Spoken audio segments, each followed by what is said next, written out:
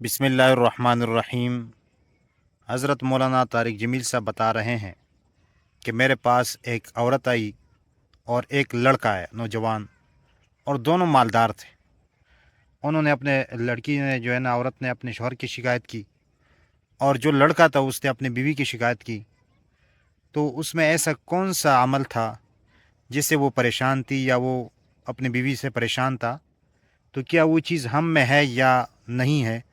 تو آئیے سنیں مولانا طارق جمیل صاحب کی بات کو، اور پھر اپنے رائے کا اظہار کیجیے گا۔ تو چلیے یہ سنیں۔ ایک خاتون مجھے ملنے آئی، ملانے والے نے مجھ سے کہا کہ اس کا خاوند کھربوں پتی، ارب پتی نہیں، کھرب پتی آدمی ہے۔ کھرب پتی پاکستان میں 2 4 10 آدمی ہیں۔ اس خاتون نے آ کر میرے سامنے بولنے سے پہلے ہی رونا شروع کر دیا، ورنہ پہلے کوئی عورت یا مرد آ کے دکھڑا سناتا ہے پھر روتا ہے، وہ روئی پہلے اور بات بعد میں۔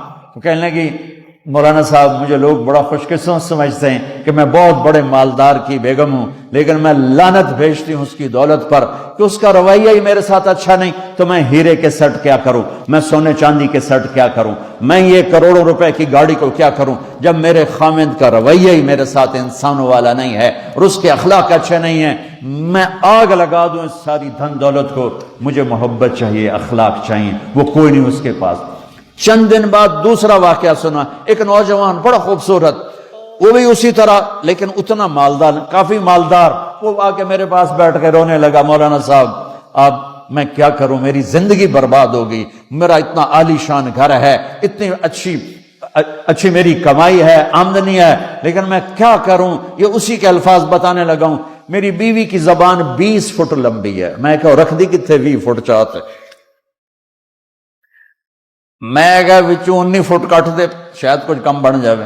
کہ میری بیوی بہت بد زبان ہے، میں کئی دفعہ طلاق دینے کی سوچ چکا ہوں، لیکن میرے 3 بچے ہو چکے ہیں، بچوں کو دیکھتا ہوں تو پھر میں اپنے صبر کا گھونٹ پی لیتا ہوں، ورنہ میرا جی چاہتا ہے اس کو ابھی طلاق دے کے گھر سے نکال دوں۔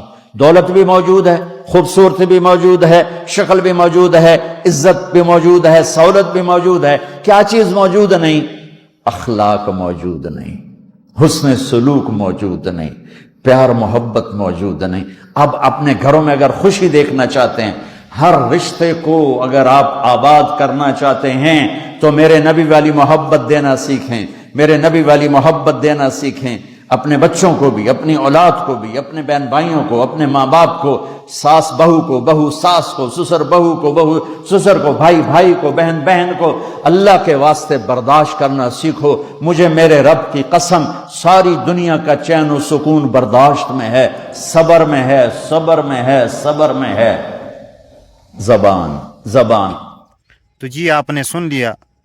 اللہ سے دعا کرے کہ اللہ تعالی ہم سب کے اخلاق اچھے فرمائے، اور جو برے عادات اور اخلاق ہے اللہ تعالیٰ ان سے ہماری حفاظت فرمائے، اور اللہ تعالیٰ ہم سب کا حامی اور ناصر ہو۔ آمین ثم آمین یا رب العالمین۔